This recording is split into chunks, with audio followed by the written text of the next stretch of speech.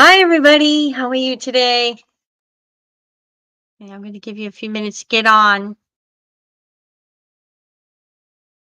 and I am waiting for my video that I made with the Elvis tape copy to upload. So I'm going to wait one more minute, and meantime,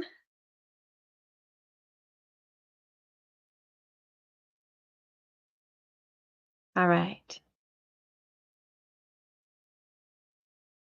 Hi, everybody. How are you today? All right.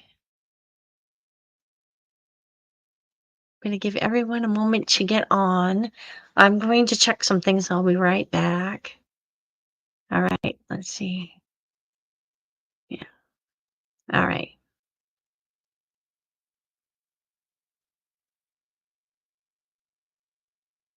So I hope you all are having a good week and you got a chance to look at some of the music videos I made. I wasn't feeling well this week, so I kind of took some time off from being on live stream, and that's okay.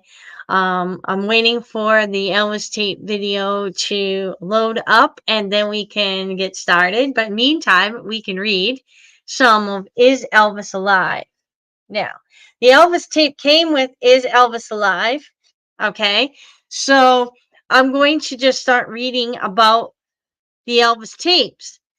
Gail Brewer Giorgio said that she had received this tape in front of several witnesses. One was Mary Beth Danelsky, Tom, and Carolyn Brewer. The two women who came to her home refused to tell her their identity. But the one did say she was married to a member of the Presley family. So the tape was presented as Elvis, although it was made clear to me that the tape had been altered, meaning that whoever Elvis was talking to cut their voice out. I was told to get a voice print done, that it would prove their story. They contacted me because they knew what happened to my novel, Orion, and they believed, um, the novel was stopped because I had come too close to the truth. They spent several hours here, and although cautious, they began to open up. After the women left, a discussion was held and notes matched. The end result was, I believed there was enough to their story to have a voice print done.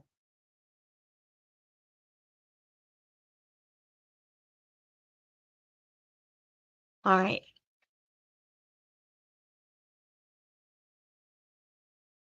Hi, Jacqueline. Hi, Jeannie. And hi, everybody else that's on. Okay. So we're talking about the Elvis tapes tonight. Actually, the first part of the Elvis tape. It's in two parts, but we're going to talk about the beginnings and how it came to be, and then I'll talk about the voice prints analysis, and then hopefully my video will be done uploading so I can put it up here and we can listen to the tape. So that's my plan. Hopefully, fingers crossed, it works. Let me go check and see how many more minutes are left. I'll be right there. Yeah, okay.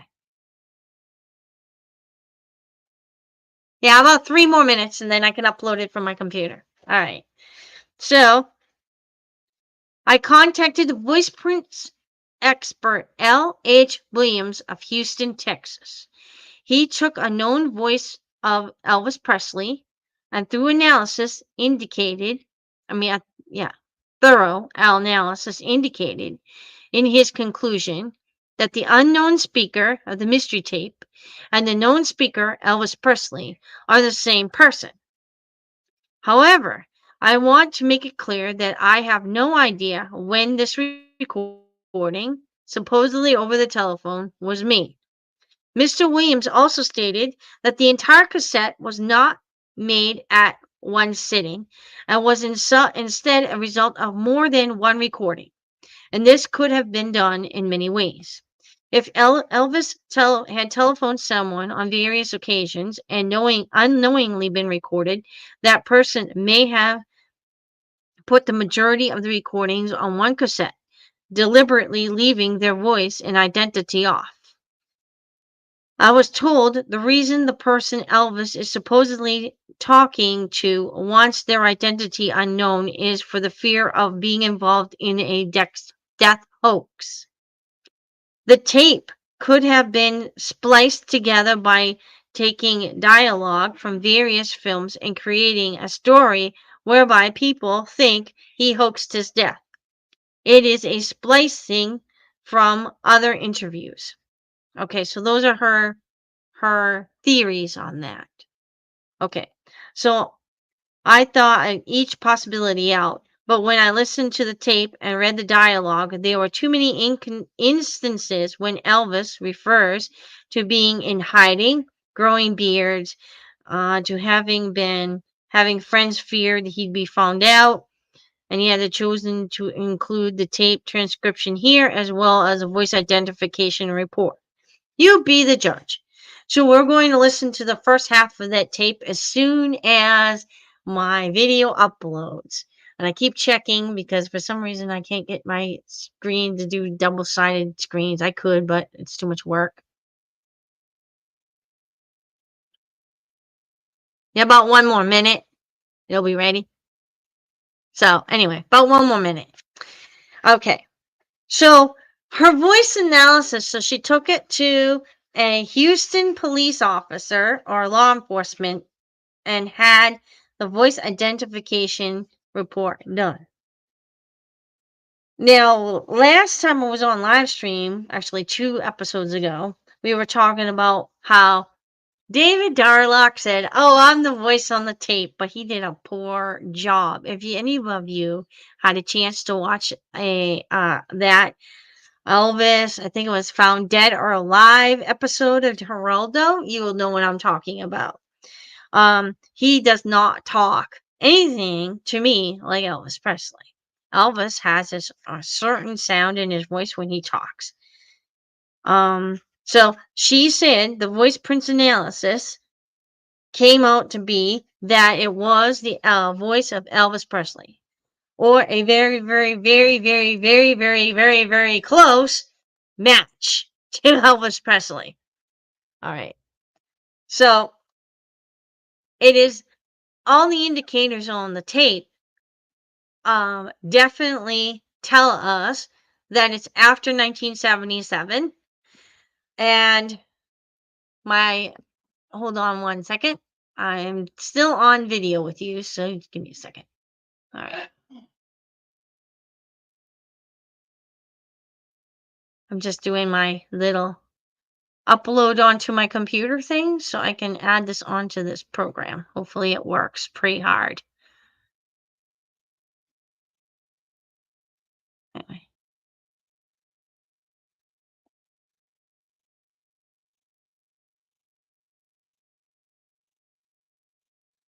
Witnesses. There were 2 ladies actually that presented me with a tape. Now, is this an audio tape or a videotape or? All right, so before I start this, the introduction, there is talking in between. So there's a gentleman that's interviewing Gail Brewer Giorgio at the beginning of the tape and throughout the tape in between sections of the tape. Some of it I tried to delete out because I felt it was a little bit too much, like chit-chatting. But I gave you, I kept some of the stuff that I thought was very important. Elvis's voice it is a audio recording. It is done on a telephone. It does have static in the background. He does talk in kind of a circular motion. Sometimes it repeats himself a little bit. And there are spots where when they do cut it off, they cut off the original question. So when he answers the question, you don't know who he's talking about. Like if he'll say she, and you're like, well, who's the she? Okay. So this is why I kept some of the commentary in there with Gail, because she kind of gives you an idea of who she might think he's talking about. And like I said, she wasn't the one that did the interview or talking on the telephone, so she wouldn't know. But she's by indicators. So this is only the first side of the tape, and then I'll do another side another day, probably the next time I'm on. Okay, so here we go. I might stop it in between. Maybe we can chat or whatever. If you guys have any comments about it, you may put it here in the comments. I'm welcome to your comments, and we can go over them. All right. Audio. Strictly audio. Yeah, audio. I was told right up front that the tape had been doctored. The person that the voice is talking to has cut their voice out deliberately. The voice on the tape had been talking on the telephone to someone who was recording. The women who had given me the tape really didn't want to say too much. There are other reasons for that. Their identity, their personal involvement with Elvis Presley, and also they believed that Elvis Presley, or more than believed, they told me he was alive, and that they understood why the things happened to my book that did. I was told to get a voice print. Well, the voice print expert was in Texas, had some association with the Watergate tapes, etc. And they compared it with known interviews with Elvis Presley. The voice print came back December 15th of 87, and it came back as positive. Positive meaning? Meaning that the voice on the mystery tape and that of the known element being Elvis Presley, with a reasonable assurance, was one and the same. What they were unable to ascertain is when it was actually done. In other words, there's nothing, at least as far as what you've heard on this tape, that would absolutely prove that it was made after August 16th, 1977. There's nothing in the sense that when you're talking to someone on the phone, you say, hello, so-and-so, today is January 8th, 19 such and such, and I'm talking to you. No. In fact, if it were on the tape, I'd be very suspicious. But by the context of the tape, I believe it was done after August 16th, 1977, because of what he says. What we have here, then, with your book and this tape, actually both of your books, but certainly the novel Orion, we have a situation, perhaps, are you saying that this is sort of life imitating art, or vice versa? Exactly. So many of the things that I wrote in Orion began to come true after the fact, and I believe I was penalized for it. Well, I'm dying to hear this tape, so let's play some of this tape right now. Okay. People ask me all the time where I'm living, and naturally I can't say, but it's a good place to hide.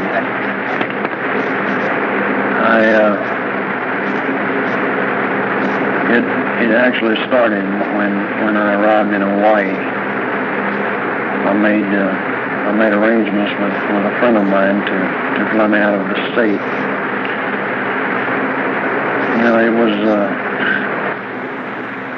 was really something, because everything worked just like it was meant to be. I mean, there was an island that I had learned about a long time ago, and I guess I always knew that someday I'd probably have to use it. Anyway, I really can't say that I didn't need the rest. Slowly, I started getting myself in shape. I didn't sing much. I had needed the rest even more than I knew. But after about a year, I started missing the people and the entertaining. And I mean, I've been entertaining people the better part of my life, and it's very hard to stop from doing something that you've been doing that long. But I started traveling all over the world, and it's been enjoyable, but it's been a constant battle of growing beards and this and that to keep from being recognized. And I guess about 2 years ago, I went to Europe, which is something I've always wanted to do, something I've wanted to do for a long time. I mean, I've always been sorry that I didn't go to Europe before, but I could have. I guess I just didn't. I just didn't take the time. Anyway, the first place that I wanted to see in Germany was a place called Wiesbaden. I don't know whether or not you've ever seen Wiesbaden before, but my girlfriend was with me, and we went to a place to get something to eat. And a waitress there asked me what we'd like to have. And I said, I don't know really. What would you suggest? And she stood still.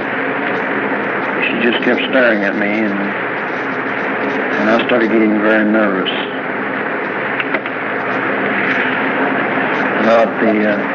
At the time, I had a beard and I lost a few pounds, and I thought it would be very, very hard for anyone to recognize me. And then she asked me if I'd ever been to Germany in the past,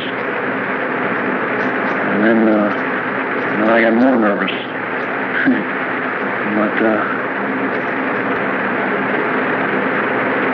she said, you know, I never forget a face. And then she said, I don't know how you did it. She said, I don't care how you did it. She said, I just hope that you're as happy as you made me tonight. And you know, that's the type of experience that I'll never forget. Now, you'd imagine going to Germany, he thinks he's got a beard and he lost some pounds and he didn't think anything of not putting a disguise. Maybe he thought he wasn't going to get recognized. But he ended up getting recognized at a restaurant going out to eat with his girlfriend. Another thing that I thought was interesting when he said, I traveled the world. I always wanted to travel the world, but I didn't have the time, or I didn't take the time. I don't think it's rather that he didn't take the time. I think that he just wasn't allowed to go because the colonel stopped him from traveling the world. He wanted to go on a world tour, and the colonel didn't allow it. So, yeah. But you could tell that this has been taped after 1977. And she said it is a match. The way he says time, the way he says certain words, and he's got that little oomph to some of the punch to his words sometimes. And to me, it's very, very resemblance of Elvis Presley, myself, and his voice, talking voice. And not many people can match that talking voice. I think even John Cotner, who's a very good match, does a pretty good job imitating him, messes up sometimes, you know? Well, anyway, so I'm going to continue on. This is a good, half hour, roughly. So we don't have much, you know. There's been a lot of times I would like to have changed some things, but I've learned that once something is done, you can't look back. I mean, sometimes it's not good to look back. And I think you know that she means as much to me as life itself. And hopefully, the good Lord willing, sometime, fate will be kind to us, and I'll see her again. Now, in that portion of the tape,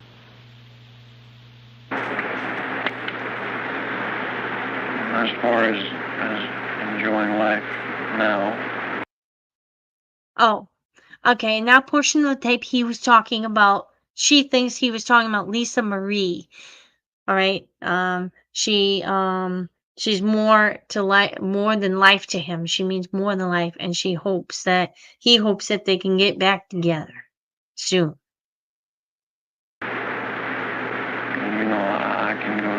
games and to the movies. But what interests me most is seeing people in a way that I hadn't before. I mean, I've talked to people that have been sick and that I thought I could help in some way. And for me, that has to be the best part of life. As far as she is concerned, or any part of my family, I really don't think it's a good idea right now. I mean, there's no hard feelings or anything, but she's always wanted her own life, and it makes me happy just to see that she's all right. Okay. So that portion when he's talking about, and I know it's very, very staticky. Did you guys have a hard time hearing that? If so, it's because it's an audio tape and it's pretty old. And I uploaded it from my tape player onto my MP3 thing. So it came out kind of low or staticky. But what he says, as far as she is concerned, or any part of my family, I really don't think it's a good idea right now. I mean, there's no hard feelings or anything, but she's always wanted her own life, and it makes me happy just to see that she's all right. That's Priscilla. That's who he's talking about. Okay. And he's saying, I really don't think it's a good idea right now. So the person that asked him a question about Priscilla, he probably asking him, are you going to get back together with her? He's probably saying, no, I don't think it would be a good idea right now. Then he's got a girlfriend. So that would be kind of difficult, right? Well, I don't know. He's always had multiple girlfriends, but anyway. Yeah. All right. You know, a lot of times people walk up to me and they say that they're concerned about people finding out. And then they think about it for a while,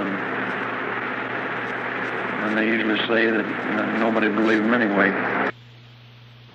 Now, and what?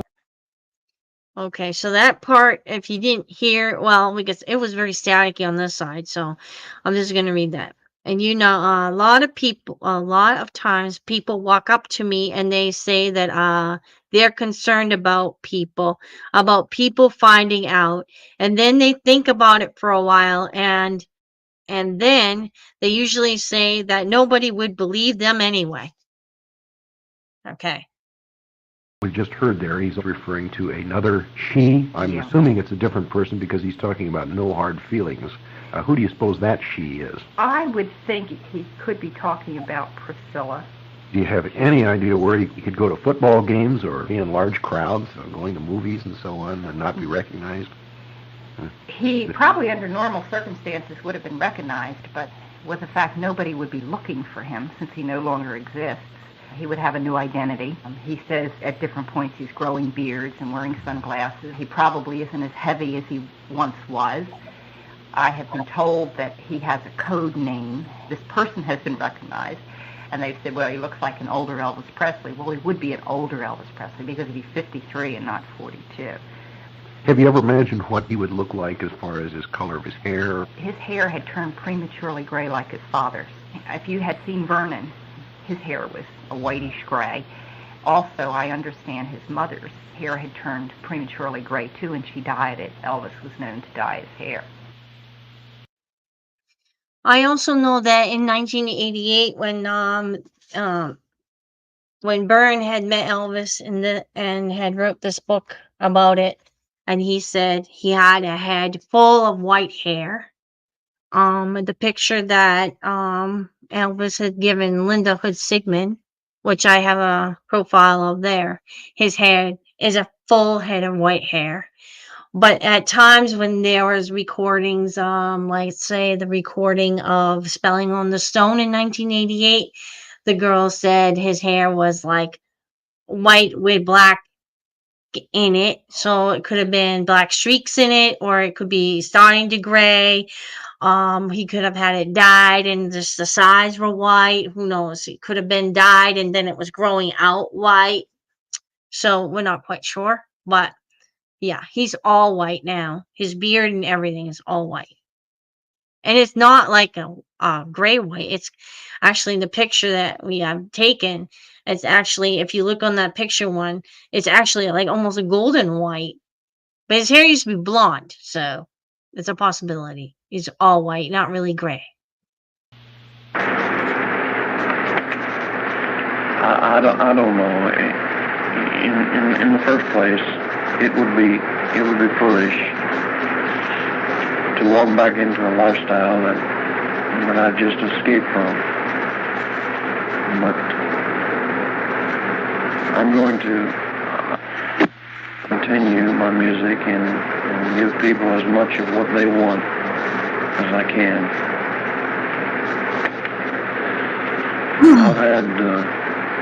I've had people write letters to me that have been just fantastic. It's nice to know that there are people that are truly concerned about you. And when you have friends like this, and when people care about you that much, I mean, you have to do something. And there's a lot of things I would like to do, and there's a lot of music that I would like to attempt. Now, on that particular portion of the tape, he's talking about how foolish it would be for him to walk back into a lifestyle that he worked so hard to escape from. That's a key phrase as far as I'm concerned. It explains why he did what he wanted to do. He left his lifestyle. He didn't just simply go into hiding. He said, I escaped from it. He does talk about still wanting to give people music. How do you think he would be able to do that? Well, we have a lot of speculation. Without going through my whole book, there has been speculation as to using a cover, coming out under another name. He would have to come out under another name, and the reason being is that if he didn't, he would be forced to do the same old music, or music that had been copyrighted pre-1977, which really would have boxed him in. By coming out under perhaps another name, he would cause a lot of controversy, certainly. He might even be perceived as an Elvis imitator. That's true. That's true. One of the things about an Elvis imitator, though, in order to imitate, they need the lights and the costumes and the razzmatazz. They don't record, because they don't record like Elvis Presley. And a lot of them even lip sync to Elvis music. If he is going to do other albums, other material, he would have to come out under another name. He would also have to use that name and be able to disappear whenever he wanted. One thing, a mysterious singer, Orion, also came into view about the same time my book did, and also disappeared, by the way, the same time the book did. Many people have questioned who's on the album, but we can't see a face that's recording, and so they can put any face or any name on, and that is the question that I delve into in my book, and I think I've come up with some pretty good answers. Now, I was intrigued also the fact that this voice that's purported to be Elvis Presley's is saying that people are concerned about him and are writing letters to him. Does that suggest that there are other people in on this secret? Graceland, number one, is receiving a tremendous amount of letters. Elvis Presley is making more money now, in quote, death, than he did in life. But there is a legion of fans, a legion of legitimate media out there. Not that we're not, but I'm talking about 2020. They actually did a whole hour on the cover-up the death of Elvis Presley. But the fans are just legions of fans who believe, one, that he's alive, or two, that there's a major cover-up. If there's a major cover-up, then the question is why a major cover-up. So yes, many, many letters are coming to Graceland. As far as the dating is concerned,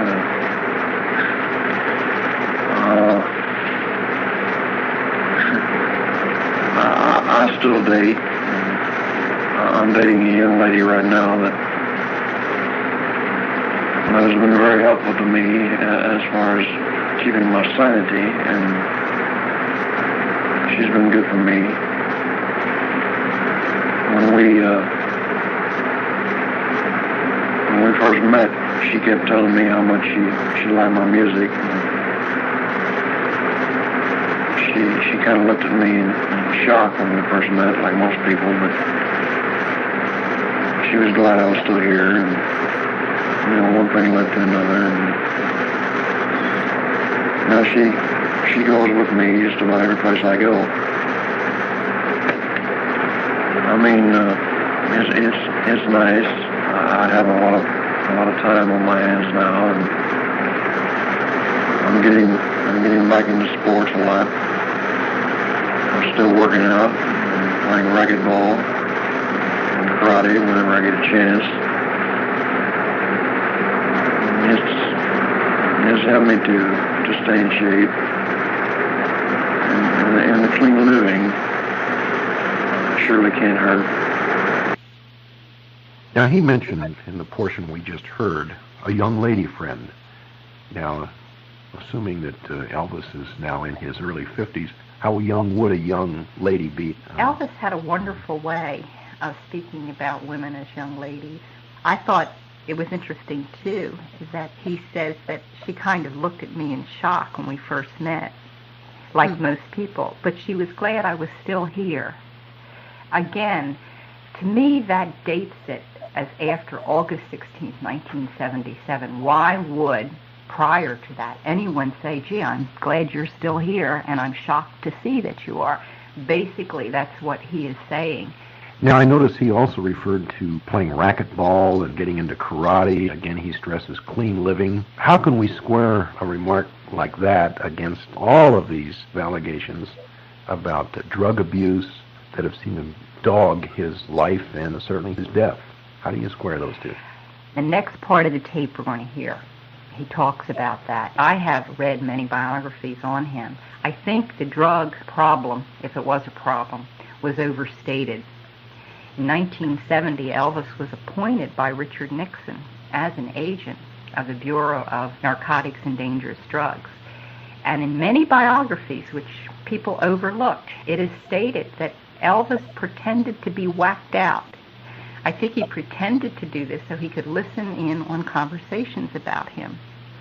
We must also take in consideration that when they talk about the, quote, drug abuse, they're talking about prescribed drugs for medical reasons. Because autopsy remains have been destroyed according to 2020 and some of the other biographies, I believe it was overstated also. If we want to listen to the next part of the tape, he talks about that. All right, I'm curious. I'd like to hear this.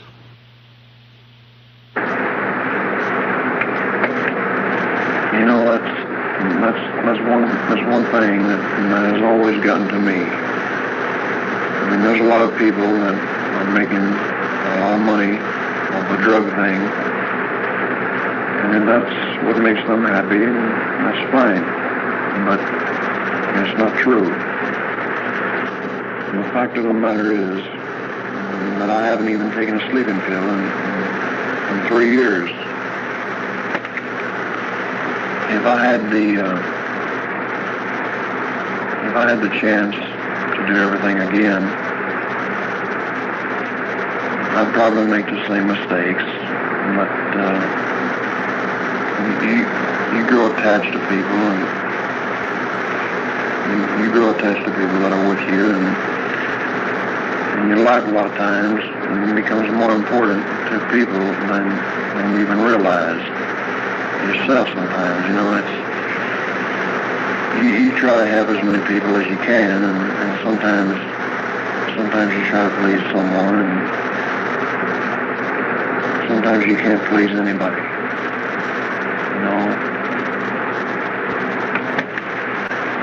A lot of times I felt the image hurt me, but I always knew there'd be a price I'd have to pay. There's a lot of people that are lonely. I mean, you don't have to be on the poor side of life to be lonely. You don't have to be rich to be lonely. You can be standing group of 100 people and you can be lonely. It's a strange thing, you know. Lately, I've been trying to write music, which is something I've always wanted to do. I just never took the time, and I'm trying to play the guitar better. I still play the piano. I've spent most of my time getting myself back into shape, and it's not easy to get everything done at the same time. There's been a lot of things that have happened. I've got to be very careful. I mean, I met a young lady in a supermarket once, and she kept following me. And finally she said, "I almost can't believe it, but I think I know who you are." And I said, "Honey, if you don't tell anybody," I said, "I won't." And right then and there in the supermarket, she started crying. And I said, "Honey, don't you cry." And the tears just started falling down her face. And she put her arms around me. And she said, "I feel I know what you've been through." And she said, "I'll always love you." And you know, things like that are experiences that you just can't buy. It's very hard to forget anything like that. But things like that have been happening to me a lot. Well, it's obvious he's incensed by the references to drug abuse. What sort of illnesses did he take drugs for? He had glaucoma, so he took drugs for that. He had colon problems. A lot of the biographies state a lot of medical problems that he did have. I think he had a high blood pressure, but he had a high energy level, Elvis Presley did. And I just find it very hard that a man could have stood on his feet and did the grueling performances he did that last year and be a drug addict. I just do not believe it. I don't think it's physically possible. Interestingly, he mentioned that he had not taken a sleeping pill in 3 3 years. Yeah. Now, assuming that this tape was made in 1981 or 1980, that would take it back to approximately 1977. That's right. When he had taken his last sleeping pill. He refers also about a young woman in the supermarket. Now, in your book, Orion, near the end of you refer to Orion being recognized and telling someone, "If you don't say anything about it, I won't." Yeah, and here again we have it's life amazing imitating how, art. Yeah, really is. He does talk about meeting this woman, and I find too that when she said, "I almost can't believe it, but I know who you are," again, when he says, "Honey, if you don't tell anybody, I won't," I find it very hard to believe that pre-1977 he would have taken the chance of walking around supermarkets, etc. I think he felt free to do it after 77 because, frankly, people weren't looking for him. He was supposedly dead. One of the things that struck me, too, as we listened to these clips of this tape is how these people who he claims to have seen him, how can they keep this a secret? Why isn't this out? Why aren't people running around whispering? Actually, it is out. That's the strange part about it.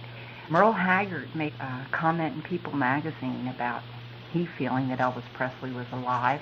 People have reported seeing him. But let's face it, Jeff, if you were sitting on an airplane next to someone who looked like Elvis Presley, you might look at him and say, he looks like Elvis Presley or an older Elvis Presley. And even if he told you he was, you probably wouldn't believe him, number one. Number two, if you did believe him, there's very few people who believe you. That's right. So I think that was his cover also, is that people just simply aren't going to believe it. All right, let's move on.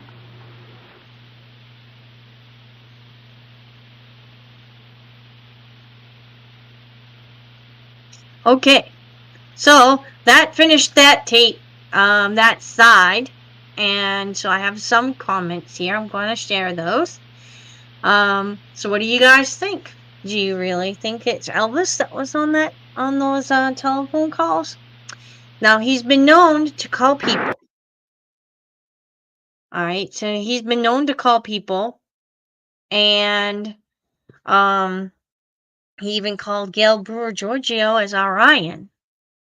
All right. So as a possibility that he did call, and these people secretly taped him. Now, he did call Gail Brewer Giorgio in 1988, and there is a tape out there for that. When we get to that point, I will pull that out. And that one, she wasn't supposed to tape, but she did anyway, because of the way the guy questioned her first, like a security or somebody questioned her first before she took the phone call. And she misconstrued his directions. Anyway, she ended up taping that conversation with Elvis on the phone. And pretty much about the same, but it's not as let's say close, because she had to do it through a tape recorder, through the phone receiver, that type of thing. So she did it was his voice was very soft in that one. All right, so there's a couple comments here. So we'll just start with Jacqueline Taylor. I'm going to show you a comment. That was Elvis Presley. I know his voice anywhere, and I would have done the same for him. Love and respect him forever. In my prayers for you, Elvis. Yes. I probably would have done the same thing. I understand it completely. Now, he had mentioned on the tape that he had met a girl in the store. Now, that's not the same exact person as Pepper Ritter. That was a separate meeting. Pepper Ritter met him in 1988 at a Safeway store. The story is pretty similar, but hers was a little more dramatic and kind of funny, actually. So if anyone has not seen that video, you have a chance to watch it or watch it again, you can. It's a reading out of her book.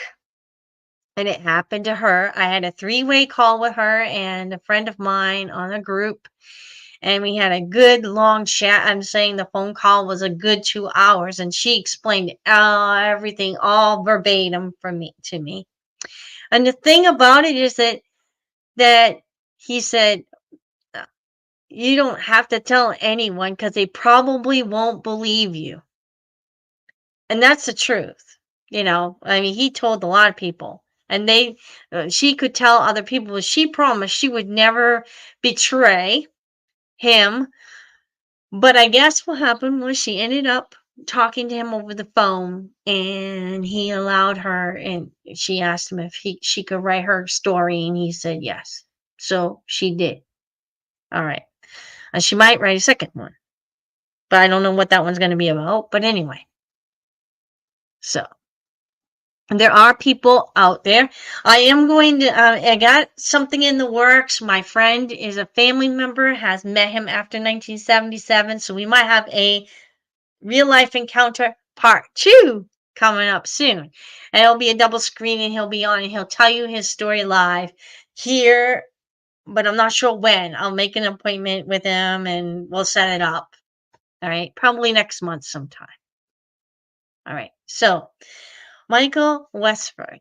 Elvis Presley is a legend. Yes, he is. It's a fact, 100%, that we all wish he was still with us, but he is not. He left us a long time ago, is a legend. Okay. His image has left us, but the man is still around. And there's plenty of evidence and plenty of inconsistencies in his records. There's DNA results. There's an actual photograph. There's actually a book that he had written with the doctor that was on TV. And there's handwriting samples, voice analysis. He's very much alive. EPE will make you want to believe that he's dead, but he's very much alive. And he wants a peaceful life. He doesn't want to go back into it. Like he said in this tape, it would be silly for me to go back into something that I worked so hard at escaping from. Maybe one day he's 89, he's old, pretty sickly at the moment. Actually, he's doing okay now, I heard from that family member that has found out things. Doing okay, but he deals with he's dealing with being elderly. His health issues. Now, she had said on the tape, and actually we had mentioned this before, and the reasons why he would stage his death.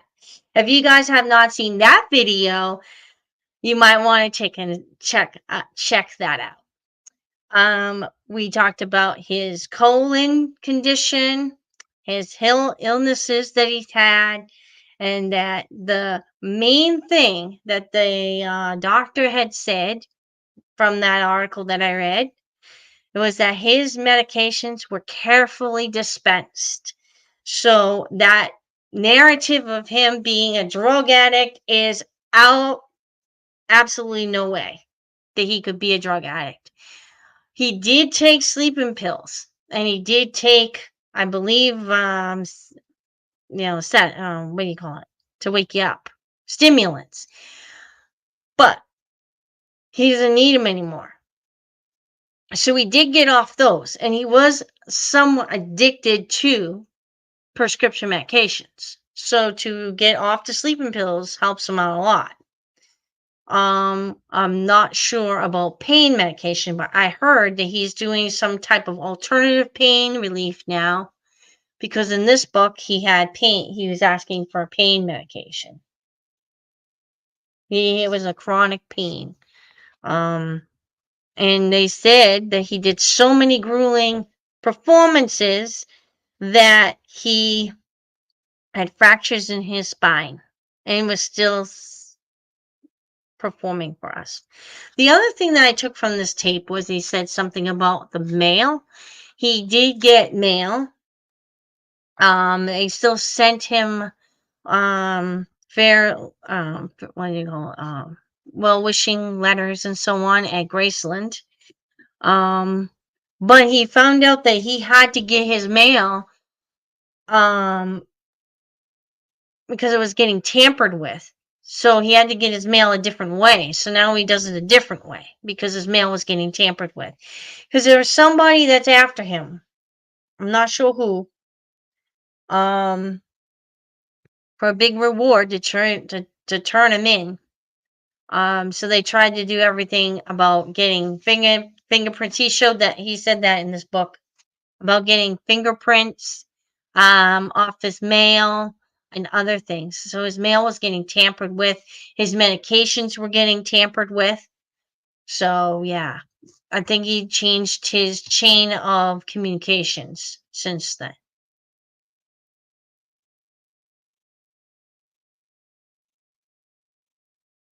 Elvis, darling, you did it the way you did it your way. Thank you for your music. Love and peace always. You're always in our prayers. I mean, just another man trying to live your life your way. Prayers for you. Yes, definitely prayers for him. He did it his way. And he said he wanted to continue to entertain people. So we have some videos out about him being Orion. There's 3 of those. And we've had 3 videos of Civil Nora. Now, she said that, Orion, the singer, disappeared in 1981. Civil Nora came out in 1981. Then after that, disappeared. And that's because he had to do FBI work, probably, behind the scenes, because he was still doing FBI cops, doing police work. He said in here he did police work, but kept getting recognized in Miami and in Denver. So he was involved in law enforcement after his death, and there's plenty of forms and everything from the FBI that he has signed and filled out after 1977. Okay. So, this the end of this live stream. I hope you guys enjoyed it. I will do the other half of the tape probably in another day or two. We'll see. And we can listen to the other half and see what we can get out of it. And I hope you guys have a great night and God bless you all. If you haven't had a chance to subscribe or you know someone that would be interested in this information, share it with them, favorite it, and send it along YouTube the algorithm and subscribe to the channel if you want to subscribe. And we'll see you again another day. Until then, God bless you all. Bye.